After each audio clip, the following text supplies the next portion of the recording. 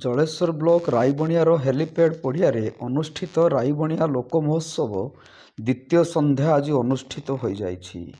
ଏହି ଅବସରରେ ଆୟୋଜିତ ଉତ୍ସବରେ ମୁଖ୍ୟ ଅତିଥି ଭାବେ ଜଳେଶ୍ୱର ଉପ ଆରକ୍ଷୀ ଅଧ୍ୟକ୍ଷ ଦିଲ୍ଲୀପ କୁମାର ସାହୁ, ମୁଖ୍ୟ ବକ୍ତା ରୂପେ ସତ୍ୟବାଦୀ ସ୍ଥିତ ଓଡ଼ିଆ ବିଶ୍ୱବିଦ୍ୟାଳୟର ପ୍ରଫେସର ଡକ୍ଟର ରାଧାଗୋବିନ୍ଦ କୁଇଲା, ସମ୍ମାନିତ ଅତିଥି ଜଳେଶ୍ୱର ନଗରପାଳ ପ୍ରଦୀପ କୁମାର ପ୍ରଧାନ ଯୋଗ ଦେଇ ବୀରତ୍ୱ ଓ ଇତିହାସ ପ୍ରସିଦ୍ଧ ରାଇବଣିଆ ମାଟିରେ ଅତୀତର ସ୍ମୃତିକୁ ଉଜ୍ଜୀବିତ ରଖିବା ପାଇଁ ଏଭଳି ଲୋକ ମହୋତ୍ସବର ଆବଶ୍ୟକତା ସମ୍ପର୍କରେ ଗୁରୁତ୍ୱ ଆରୋପ କରିଥିଲେ।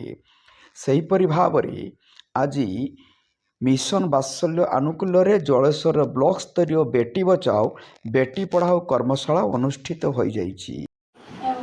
ଆମର ସାମ୍ବାଦିକ ସମ୍ମାନୀୟ ରଣାବାବୁ ଓ ସମସ୍ତଙ୍କୁ ସାଦରେ ନମସ୍କାର କରୁଛି।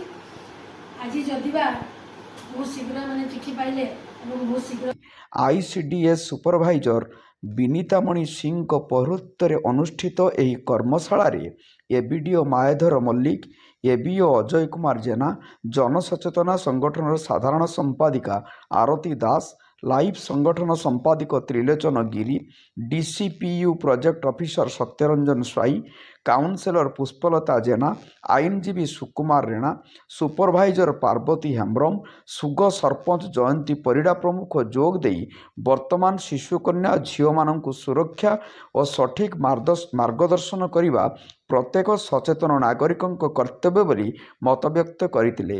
ଏହି ସଚେତନତା କାର୍ଯ୍ୟକ୍ରମରେ ପ୍ରତ୍ୟେକ ପଞ୍ଚାୟତ ଓ ଗ୍ରାମ ସ୍ତରରେ ଆୟୋଜନ କରିବା ପାଇଁ ବକ୍ତାମାନେ ମତ ପ୍ରକାଶ କରିଥିଲେ।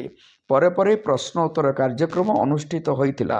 ଶେଷରେ ସୁପରଭାଇଜର ଶ୍ରଦ୍ଧାଞ୍ଜଳି ଭାରତୀ ଧନ୍ୟବାଦ ଅର୍ପଣ କରିଥିଲେ। ଜଳେଶ୍ୱରରୁ ସୁକୁମାର ରଣାଙ୍କ ରିପୋର୍ଟ, ଜନତା ଏକ୍ସପ୍ରେସ।